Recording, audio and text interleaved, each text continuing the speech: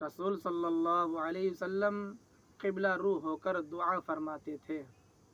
قبر کی طرف رخ کر کے دعا مانگنے میں صاحب قبر سے مانگنے کا شبہ ہو سکتا ہے، اس لیے بہتر ہے قبر پر جا کر دعا کرنی ہو تو ہاتھ اٹھائے بغیر ہی دعا کر لیں، اور اگر ہاتھ اٹھا کر دعا کرنی ہو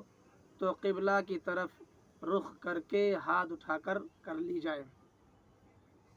تاکہ قبر